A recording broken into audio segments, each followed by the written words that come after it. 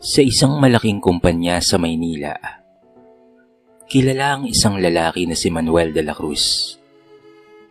Ngunit hindi siya kilala bilang boss, opisyal, o profesional, kung hindi bilang janitor na araw-araw ay nakasuot ng kupas at maduming uniforme.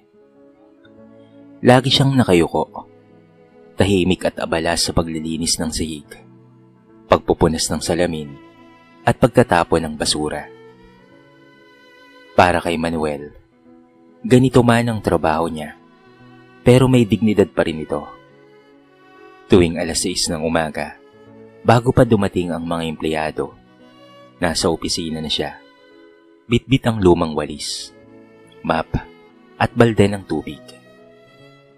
Pinagmamasdan niya ang sahig na dahan-dahan niyang nililinis, na para bang doon lamang siya nagiging bahagi ng kumpanyang iyon.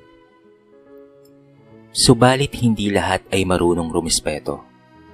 Kabilang na nga rito si Sir Jeffrey Santos, isang ambisyosong supervisor na mataas ang tingin sa kanyang sarili. Sa tuwing madadaan si Jeffrey sa koridor at makikita si Manuel na nakaluhod habang naglilinis, lagi niya itong binabato ng masasakit na salita. "Hoy Manuel, bilisan mo nga dyan. Baka madapa pa ako dyan sa sobrang bagal mo. Kung ako sa'yo, maghanap ka na lang ng trabaho na mas bagay sa marumi mong itsura." Sabay hagis ng papel sa basurahan. Ngunit madalas ay hindi ito pumapasok. Kaya naman si Manuel pa rin ang napipilitang pumulot. Tahimik lamang si Manuel, kahit masakit ang mga salita. Pinipili niyang lunukin ito. Hindi dahil sa mahina siya, kung hindi dahil alam niyang wala siyang mapapala kung papatol siya. Ngunit sa likod ng katahimikan niya, ay merong mga pangarap siyang matagal nang nakatago. Pag-uwi niya, sa isang maliit na barong-barong, sasalubungin siya ng kanyang mga magulang, si Aling Mercy at Mang Dolfo. May edad na ang dalawa, kapwa merong sakit, at si Manuel ang kanilang inaasahan. "Anak," sabi ni Aling Mercy, habang nilalagyan ng sabaw ang kanilang hapag. "Pasensya na ha, ito lang ang meron tayo." Ngumiti si Manuel at maraang sumagot. "Nay, sapat na po ito. Ang mahalaga po ay kumakain tayong magkakasama." May isang tao ring nagbibigay ng inspirasyon kay Manuel. Ito ay si Rachel Tan, isang mayamang empleyado ng kumpanya. Napakaganda nito, edukada, at kabaliktaran ng kanyang estado sa buhay. Bagaman madalas lang niya itong nakikita mula sa malayo, pero dama niya ang kakaibang tibok ng kanyang puso tuwing ito ay dumadaan. Ngunit sa isip niya, imposibleng mapansin siya ng isang tulad na Rachel. Sino ba naman siya? Isang janitor lang naman. Samantala, ang kumpanya ay nasa gitna ng malaking pagbabago.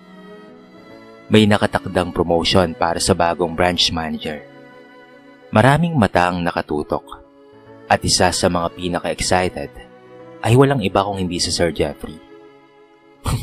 "Wala nang iba pang karapat-dapat kung hindi ako," bulong ni Jeffrey kay Miguel, ang kanyang kaibigan sa opisina. Ngumisi ito. "Sigurado yan, tol. Wala namang ibang mas magaling pa kesa sa'yo dito eh." Ngunit ang hindi nila alam, tahimik na minamasdan ni Mr. Wang, ang may-ari ng kumpanya, ang bawat kilos ng kanyang mga empleyado. At sa likod ng maduming damit ni Manuel, may isang sikreto na unti-unting mabubunyag. Maaga pa lamang ay abala na sa paghahanda sa Sir Jeffrey Santos. Hindi siya tulad ni Manuel na simpleng uniforme lamang ang suot. Sa halip, makikita siyang nakabarong na mamahalin. Suot ang makintab na sapatos na bagong bili mula sa isang imported na brand. Ang buhok niya ay laging maayos. Pinapahiran pa ng pomada para kumintab. Sa isip ni Jeffrey, siya na ang susunod na branch manager ng kumpanya. Hindi ito haka-haka lamang, kung hindi paniniwala na halos tiyak na.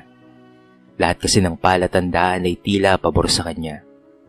May magandang record siya sa benta, magaling sa mga presentation, At higit sa lahat, magaling makisipsip sa mga nakakataas. Pagdating sa opisina, sinalubong siya ng kanyang kaibigan na si Miguel. "Tol, sigurado na to," ani Miguel, sabay tapik sa balikat ni Jeffrey. Ngumisi si Jeffrey. "Oo nga bro eh. Alam mo namang matagal ko nang pinaghihirapan to. Kung hindi ako mapopromote, ewan ko na lang kung sino." Ngunit bago pa matapos ang usapan nila, napansin ni Jeffrey si Manuel na naglalampaso ng sahig sa hallway. "Hoy janitor," sabi ni Jeffrey. "Tignan mo, may dumi pa rin dyan oh. Gusto po bang madapa ang boss natin? Ano ba? Yan lang naman ang trabaho mo, hindi mo pa magawa ng maayos?" Tahimik lamang si Manuel. Pinanasan niya ang tinuturo ni Jeffrey. Hindi siya sumagot, pero ramdam niya ang mga matang nakatingin sa kanya. Mga empleyado na minsan ay naiilang sa sobrang yabang ni Jeffrey, ngunit walang naglalakas ng loob na kumontra. Sa isang sulok, hindi nakaligtas kay Mr. Wang, ang matandang may-ari ng kumpanya, ang eksenang iyon. Nakatayo siya sa may bintana ng kanyang opisina. Pinagmamasdan ng simpleng asal ni Manuel at ang kayabangan nitong si Jeffrey. Bagaman hindi halata, nakaukit na sa isipan niya ang pagkakaibang iyon. Makalipas ang ilang oras, dumating si Rachel Tan, nakasuot ng eleganting corporate dress. Agad itong bumati kay Jeffrey. "Good morning, Sir Jeffrey," wika niya. Agad namang ngumiti si Jeffrey at sagot, "Good morning, Rachel. Huwag ka nang mag-alala. Soon tatawagin mo na akong Manager Jeffrey." Napailing si Rachel at bahagyang natawa. Hindi dahil lumahanga siya, kung hindi dahil ramdam niya ang kapal ng mukha nito. Sa gilid, naroon si Manuel, nakamasid lang, at sa kanyang dibdib, dama niya ang kakaibang lungkot. Wala siyang lakas ng loob na lumapit. Ngunit sapat na ang presensya ni Rachel para magsilbing inspirasyon sa kanya na magpatuloy kahit mahirap ang buhay. Sa break room, patuloy ang pagyayabang ni Jeffrey sa kanyang mga kasamahan. "Wala na, akin na tong posisyon na to. Hindi ako papayag na maagawan ako ng kahit sino ha. Isa pa, kilala naman natin ang mga janitor at empleyadong walang silbi rito. Para lang silang alikabok na pwede mong walis-walisin anumang oras." Tumawa ang ilan, pero may mga nakaramdam ng kirot sa mga salitang iyon. Isa na nga roon si Manuel, na narinig ang lahat habang tahimik na nag-aayos ng basurahan sa gilid ng silid. Hindi niya ipinakita, pero sa loob niya, tinamaan ang kanyang damdamin. Hindi niya alam, ang mga mapanlait na salitang iyon ay unti-unti na palang mababaliktad kay Jeffrey, sapagkat ang tunay na lakas ay hindi nasusukat sa yabang, kung hindi sa kababaang loob. Sa isang sulok ng malaking gusali, habang tahimik na naglilinis, nakaupo si Manuel sa maliit na break area na para lamang sa mga utility staff. Hawak niya ang lumang basahan, ngunit hindi yon ang tinitignan niya. Sa halip, nakatitig siya sa maliit na peraso ng papel na lagi niyang daladala. Ito ay hindi ordinaryong papel, kung hindi isang sulat na ginawa niya para kay Rachel. Hindi niya ito kailanman naibigay dahil batid niyang mahirap para sa isang tulad niya na abutin ng isang babaeng galing sa mayamang pamilya. Ngunit sa bawat oras na nakikita niya si Rachel na dumaraan sa hallway, ramdam niya ang inspirasyong magpatuloy. Habang umunguya ng tinapay na binili niya sa kanto, biglang dumating ang kanyang ina, si Aling Mercy. Dala ang baon para sa kanya. "Anak, eto, niluto ko to para sa'yo. Paborito mong adobong kangkong. Alam kong hindi ka pa nabubusog sa mga tinapay na ganyan." Ngumiti si Manuel at marahang kinuha ang lalagyan. "Salamat po, Nay. Sapat na po ito para sa akin. Huwag ka na pong magpakapagod. Dapat ay nagpapahinga ka lang po sa bahay." Ngunit kahit may ngiti sa kanyang mukha, alam ni Manuel na lumalala ang karamdaman ng kanyang mga magulang. Nais niya silang maiahon sa hirap. Nais niyang magkaroon ng sariling bahay. At higit sa lahat, Nais niyang ipagmalaki na kaya niyang tumayo sa sariling mga paa. Samantala, doon sa kabilang dako, patuloy naman ang pagyayabang ni Jeffrey. Sa kanyang isip, siya lamang ang karapat-dapat sa promotion. Di ba't ako ang may pinakamataas na sales dito? Ako ang laging pinupuri ng mga boss tuwing presentation. Lagi niyang sinasabi sa mga tao sa kumpanya. Ngunit sa likod ng lahat ng iyon, hindi alam ni Jeffrey na matagal nang minamasdan ni Mr. Wang si Manuel. Sa bawat araw na lumilipas, nakikita niya kung paanong tahimik at tapat ang janitor na ito. Sa tuwing may basurang nakakalat, si Manuel kaagad ang kumikilos. Sa tuwing may empleyadong natatapilok, si Manuel ang unang sumusugod para tumulong. Hindi niya kailanman hinayaan na maging sagabal ang kanyang tungkulin sa iba. Isang gabi, matapos ang trabaho, naglakad si Manuel pauwi sa kanilang barong-barong, kasama ang kanyang amang si Mang Dolfo, na bagaman mahina ang katawan, ay lagi pa ring umaalalay sa kanya. "Anak," wika ni Mang Dolfo, "huwag mong isipin na maliit ang trabaho mo at bababa. Mas malaki ang halaga ng taong marunong magpakumbaba kesa sa taong puro yabang lang ang alam." Napatingin si Manuel sa kanyang ama. Ang mga salitang iyon ang nagbigay sa kanya ng lakas. Hindi niya kailanman pinangarap na maging mayaman. Ngunit gusto niyang patunayan na kahit sino, kahit janitor lang, ay may pwedeng marating. Samantala, sa opisina, unti-unti nang kumakalat ang balitang malapit nang i-anunsyo kung sino ang magiging branch manager. Mas lalong nagiinit ang ulo ni Jeffrey, lalo na't hindi pa rin niya alam kung siya na nga ba talaga ang napili. At sa bawat araw na lumilipas, dumadalas ang kanyang pang-aapi kay Manuel na hindi niya alam, sa kabila ng maruming damit ng janitor, naroon ang susi sa isang pagbabago na magpapabagsak sa kanyang sobrang kayabangan. Umaga ng Lunes, lahat ng empleyado ay nakasuot ng kanilang pinakamagarang uniforme. Ang bulungan sa bawat sulok ng opisina ay iisa lang, ang malaking anunsyo ng bagong branch manager. Hindi maitago ni Jeffrey ang kanyang kasabikan. Nakataas ang kanyang noo. Tila ba nakahanda na siyang tumanggap ng papuri. "Bro, eto na to bro," bulong niya kay Miguel. "Mamaya, maririnig na ng lahat ang bago nilang boss." "Ako na yun." Ngumisi naman si Miguel. "Walang duda tol, para sa'yo talaga yan. Napakagaling mo kaya?" sabi ng sipsip niyang kaibigan. Samantala, si Manuel ay abala pa rin sa kanyang gawaing paglilinis. Habang pinupunasan niya ang mesa sa conference hall kung saan gagawin ang anunsyo.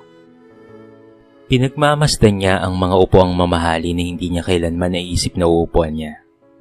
Ang kanyang puso, wala siyang inaasahan kung hindi matapos ang kanyang trabaho sa araw na yon at makauwi ka agad sa pamilya. "Hoy Manuel!" sigaw ni Jeffrey mula sa pinto. "Bilisan mo dyan ha. Baka madumihan mo pa ang sahig bago magsimula ang meeting. Tandaan mo, importante ang araw na to para sa akin." Tahimik lang na tumango si Manuel. Hindi na siya nasasaktan, sapagkat sanay na siya sa ganitong sitwasyon. Maya-maya, dumating na si Mr. Wang, ang matandang may-ari ng kumpanya. Nakasandal ito sa kanyang tungkod. Ngunit hindi may kakaila ang bigat ng kanyang presensya. Tumahimik ang buong silid. Lahat ng mata ay nakatingin sa kanya. "Good morning," panimula ni Mr. Wang. Mahina ngunit matatag ang tinig. "Alam kong sabik na kayong lahat na malaman kung sino ang itatalaga bilang bagong branch manager." Nagsimulang mag-ingay ang mga bulungan. Halos lahat ay tumingin kay Jeffrey, na noon ay ngiting-ngiti, na para bang sigurado na talaga siya sa kanyang kapalaran. Ngunit bago pa i-anunsyo, saglit na tumigil si Mr. Wang at tumingin sa paligid. Napansin niya roon si Manuel na nakatayo sa isang sulok. Nakayuko habang bitbit ang kanyang map at balde. "Ngunit bago pa ang lahat, Dagdag ng matanda. Nais kong ipaalala na ang isang leader ay hindi nasusukat sa talino lamang, kung hindi sa puso. Ang tunay na pamumuno ay nakikita sa kababaang loob at malasakit sa kapwa. Nagtawanan ng ilan. Iniisip na sermon na naman iyon. Ngunit ang mga salitang iyon ay tila tumagos kay Manuel. Samantalang si Jeffrey, lalo pang lumapad ang ngiti. Ako na yun! Ako talaga yun! Bulong niya kay Miguel at sa iba pa. Pagkaraan ng ilang sandali, muling nagsalita itong si Mr. Wang. Ang napili ng kumpanya bilang bagong branch manager ay walang iba kung hindi. Tumigil siya sandali. Parang bumagal ang oras. Lahat ay nakatitig. Nakabuntong hininga. Nag-aabang ng pangalan ni Jeffrey. Pero ang sumunod na pangungusap ay bumaligtad sa lahat at nagpawindang sa iba. Ang napili ng kumpanyang ito bilang bagong branch manager ay walang iba kung hindi si Manuel de la Cruz. Nagulat ang lahat. Hindi sila makapaniwala. Ang ilang empleyado ay ha? Sabay tingin sa isa't isa. Napatingin si Jeffrey kay Mr. Wang. Halos hindi makapaniwala. Ano? Janitor? Sigaw niya sa kanyang isip. Samantala, si Manuel naman ay nanatiling nakatayo sa sulok. Hawak pa rin ang map at balde. Halos hindi siya makapaniwala sa kanyang narinig. Napatitig siya kay Mr. Wang, ngunit hindi niya magawang magsalita. At sa gitna ng katahimikan, tuluyan nang nabasag ang ilusyon ni Jeffrey, na ang yabang at pagmamataas ang susi sa tagumpay. Lahat ng iyon ay mali pala at pawang ilusyon lamang. Biglang nag-uumapaw ang mga bulungan sa buong conference hall matapos i-anunsyo ni Mr. Wang ang pangalan ni Manuel. Hindi makapaniwala ang lahat ng mga empleyado na ang kanilang janitor na araw-araw ay nakikita nilang naglilinis ng sahig at inaapi-api, ngayon ay bagong branch manager na nila. Imposible to. Nasisiraan na ba si Mr. Wang? Janitor lang siya, hindi ba? Sabi ng iba. May ilan namang napangiti.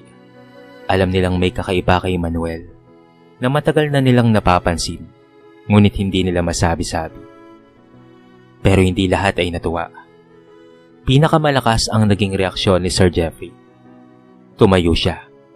Inangat ang kamay at walang pakundangan na sumigaw. Sandali lang, Mr. Wang. Ano to, biro ba to? Galit na tanong niya. Hindi pwede. Ako ang karapat-dapat dito. Ako ang may pinakamataas na benta. Ako ang may pinakamagandang record. Ako ang... Pinutol siya ni Mr. Wang. At ikaw rin, ang may pinakamalaking yabang. At sukdulang kasasama ng ugali mo. Napatahimik ang lahat. Ang mga mata ng mga empleyado ay unti-unting tumingin kay Jeffrey. Parang may tinamaan sa bawat salita. Mr. Santos, patuloy ni Mr. Wang. Ilang beses na kitang pinagmamasdan. Oo, magaling ka sa numero. Pero kulang ka sa puso. Sa bawat pagkakataon, nakikita kong tinatapak-tapakan mo ang mga nasa ibaba mo. Ang isang tunay na pinuno ay hindi ganyan. Lalong namula ang mukha ni Jeffrey sa inis. Tila ba sasabog ang kanyang ulo. At siya, sabay turo kay Manuel. Janitor lang siya, di ba? Ibig mo sabihin siya yung nararapat? Paano siya gagawing manager? Hindi naman marunong sa negosyo yan. Wala yang alam. Lahat ay natigilan. Si Manuel, nakayuko pa rin. Halatang nahihirapan sa bigat ng sitwasyon. Ngunit bago pa siya makapagsalita, si Mr. Wang na mismo ang sumagot. Manuel might not have the degree you have, but he has what you lack, and that's the integrity. Ilang beses ko siyang nakita na tumutulong ng walang kapalit, nagsusumikap ng walang reklamo, at kumagalang sa lahat ng tao dito, bata man o matanda. Yan ang klase ng leader na kailangan ng kumpanya ko. Nagpatuloy ang bulungan. Ang iba ay napangiti at tumango. Tila sang-ayon sa matanda. Pero si Jeffrey, hindi pa rin natitinag. Lumapit siya kay Manuel. Halos idikit ang mukha. Manuel, sabihin mo nga, karapat-dapat ka ba talaga? Sabi niya. Tahimik lang si Manuel. Ang kanyang kamay ay nanginginig pa habang hawak ang map. Ngunit dahan-dahan siyang nag-aangat ng tingin. Sa unang pagkakataon, nagsalita siya ng malinaw at matatag. Sa totoo lang, hindi ko po alam kung karapat-dapat ako. Pero isa lang ang alam ko. Gagawin ko ang lahat para hindi masayang ang tiwalang ibinigay ni Mr. Wang at ng kumpanya. Parang biglang tumahimik ang buong paligid. Ang simpleng salita ni Manuel ay mas malakas pa kaysa sa pagyayabang ni Jeffrey. Sa nakalipas na mga buwan. Ngunit hindi pa tapos si Jeffrey. Tumalikod siya. Nagngingit-ngit sa galit at bumulong kay Miguel. Hindi ako papayag, pre. Gagawan ko ng paraan para matanggal siya. At doon na nga nagsimula ang mas malaking laban. Hindi lamang para kay Manuel, kung hindi para sa kanyang dangal at para sa kanyang pamilya. Pagkatapos ng anunsyo, tila hindi mapakali si Sir Jeffrey. Habang naglalakad papalabas ng conference hall, halos ayaw niyang pansinin ang mga kasamahan na nakatingin sa kanya. Ang dating tikas at yabang ay napalitan ng galit at pagkadismaya. Sa pantry, agad niyang kinausap si Miguel. Hindi ako papayag na ganun-ganun na lang, bro. Badiin niyang wika. Isang janitor ang papalit sa akin? Anong mukha ang iharap ko sa mga tao? Nagkibit balikat si Miguel, pero halata ring nag-aalala. Tol, baka wala na tayong magawa niyan. Si Mr. Wang na mismo ang nagdesisyon. Ngumisi si Jeffrey, malamig at mapanlin lang. Lahat ng desisyon pwedeng mabago.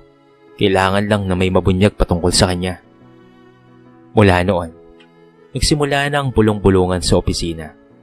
May nagsasabing si Manuel daw ay may nakaraan na hindi maganda.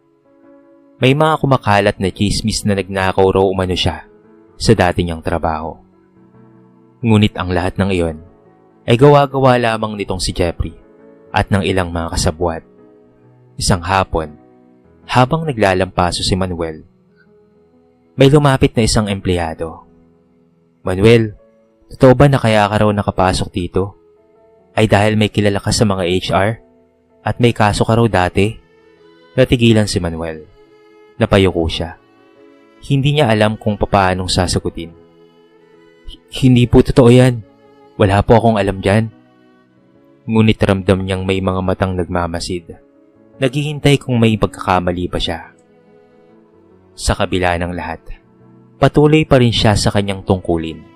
Kahit ramdam niya ang malamig na tingin ng iba, hindi niya inayaang matabunan ang kanyang pangarap na makatulong sa kanyang pamilya. Pag-uwi niya, sinalubong siya ng kanyang ama, si Mang Dolfo, na nakaupo sa lumang upuan. Anak, may narinig akong sabi-sabi na may ayaw sa iyo sa trabaho mo. Napayuko si Manuel. Hindi na nagulat na umabot na yon sa kanilang maliit na komunidad. Tama po kayo, Tay. Pero wala po akong ginawang masama. Siguro po, sinusubok lang ako ng panahon. Hinawakan siya ni Mang Dolfo. Manuel, lagi mong tatandaan, kapag ikaw ay may malinis na konsensya, walang sino mang makakapagpabagsak sa iyo. Ang katotohanan, kahit anong tago, lilitaw at lilitaw, anak. Kinabukasan, dumating si Rachel Tan sa opisina. Nakita niya si Manuel sa hallway at napansin niyang tila mabigat ang iniisip nito. Sir Manuel? Mahinahon niyang wika. Narinig ko ang mga chismis. Huwag mong intindihin yon. Alam kong hindi ka ganon. Nagulat si Manuel. Hindi inaakalang kakausapin siya ng babaeng matagal na niyang hinahangaan. Salamat, Ma'am Rachel. Malaking bagay po ang sinabi niyo. Ngunit habang unti-unting nakakakuha ng simpatya si Manuel, lalo namang nagngingit-ngit sa galit itong si Jeffrey. Hindi ako titigil, bulong niya sa sarili habang nakatanong sa opisina ni Mr. Wang. Kung kinakailangan, sisirain ko siya sa harapan ng lahat. At doon nagsimula ang pinakamalaking hamon kay Manuel. Ang hamon ng paninira, kasinungalingan, at intriga. Sa likod ng kanyang maduming uniforme, kailangan niyang patunayan na hindi siya basta-bastang matitinag. Isang linggo matapos i-anunsyo ang bagong branch manager, mas lalong naging mabigat ang araw ni Manuel. Halos kada sulok ng opisina, may naririnig siyang bulong. Mga chismis na sinasadyang palakihin ni Jeffrey, na siya raw ay magnanakaw, gumagamit daw ng koneksyon, at hindi raw siya marunong magpatakbo ng negosyo. Isang umaga, ipinatigil ni Mr. Wang ang lahat ng trabaho at ipinatawag ang buong empleyado sa conference hall. Ngayong araw, aniya, gusto kong matapos na ang mga bulong-bulungan. Ang kumpanya ay hindi uunlad kung may kasinungalingang umiikot. Naroon si Jeffrey, nakangisi. Akala niya ito na ang sandaling ibabagsak si Manuel. Ayos, effective, bulong niya kay Miguel. Sa wakas, matatanggal na yung janitor na yan. Tahimik lamang si Manuel habang nakaupo. Nakatungo. Ngunit ramdam ang tibok ng kanyang dibdib. Hindi niya alam kung ano ang susunod na mangyayari. Tumayo si Mr. Wang at dahan-dahang naglakad papunta sa harap. Maraming bumubulong laban kay Manuel, panimula ng matanda. Ngunit bago kayo maniwala sa sabi-sabi, nais kong ipakita sa inyo ang katotohanan. Binuksan niya ang isang folder. Lahat ng mga mata ay nakatuon doon. Manuel has been working in this company for years. At bago pa siya naging janitor, alam niyo bang siya ay isang scholar ng foundation ng kumpanya? Siya ay nakapagtapos sa kursong business management. Ngunit dahil sa kahirapan at karamdaman ng kanyang mga magulang, pinili niyang magtrabaho muna bilang janitor upang masuportahan sila. Nagulat ang lahat. Ang bulungan ay napalitan ng pagkabigla. Hindi totoo na siya ay magnanakaw. Ang totoo, siya ang isa sa mga taong palihim na tumutulong sa kapwa-empleyado. Kahit maliit na bagay. Ilang beses na siyang nag-abono para sa kulang na budget ng maintenance team. Ngunit hindi niya kailanman ipinagyabang ang bagay na yon. Namilog ang mga mata ng karamihan. Ang tingin nila kay Manuel ay unti-unting nagbago. Samantala, namutla naman itong si Jeffrey. Hindi maaari, bulong niya sa sarili. Ngunit hindi pa tapos si Mr. Wang. At higit sa lahat, ako mismo ang nakasaksi sa kung papaano niyang pinulot ang mga papel na sinadyang ihagis nitong si Jeffrey na to. Kung paano niyang tinulungan ang empleyadong natapilok at kung papaano niyang tiniisang pang-api nang walang kareklamo. Yan ang pamumuno, hindi ang yabang, kung hindi ang kababaang loob. Tumahimik ang buong silid.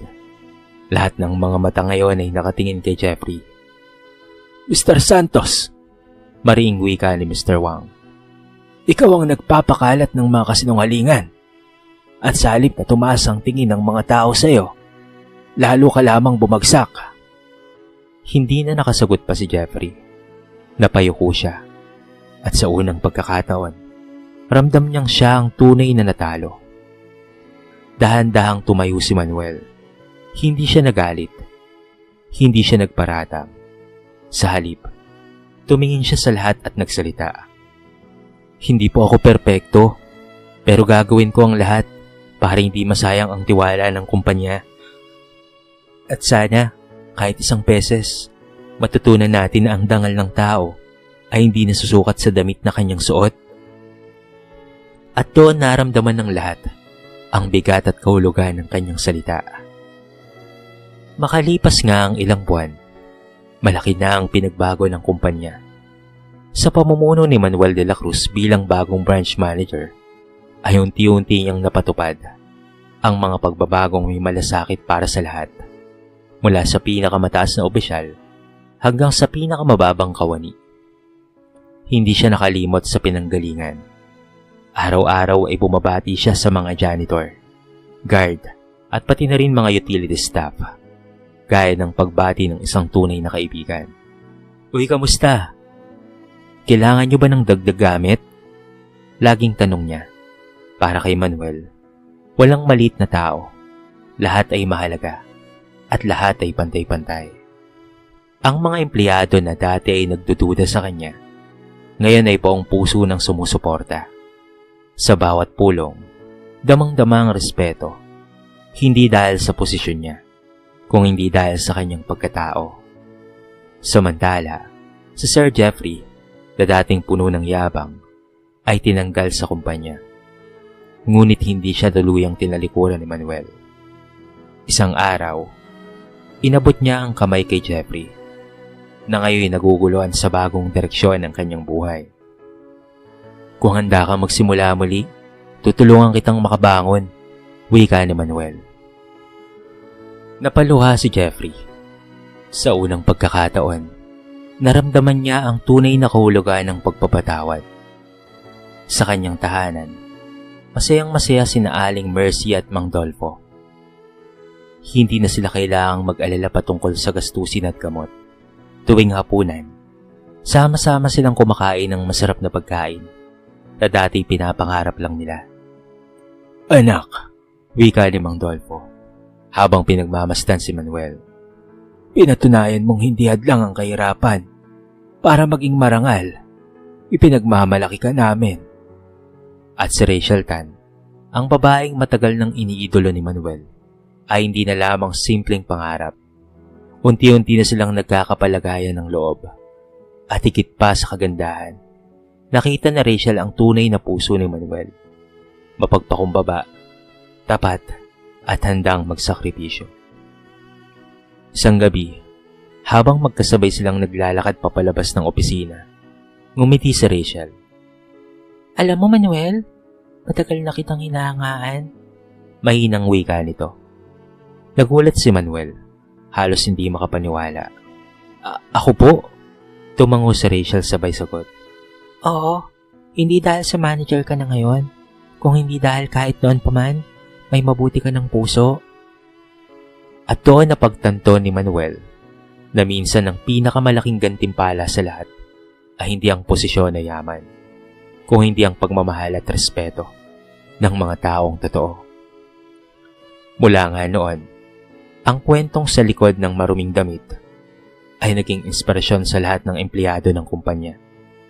Isang paalala na ang tunay na halaga ng tao ay hindi nasusukat sa uniformeng kanyang suot, kung hindi sa puso at gawaing kanyang ipinapakita. At yan ang kwento ni Manuel, isang simpleng janitor na hindi sumuko, hindi nagpadala sa pangapi, at sa uli, nagtagumpay dahil sa kababaang loob. Kaya kabarangay, kung ikaw man ay nasa pinakamababang posisyon ngayon, huwag kang mawala ng pag-asa. Sa likod ng maruming damit, maaaring naroon ang isang pusong kayang magpabago ng iyong mundo.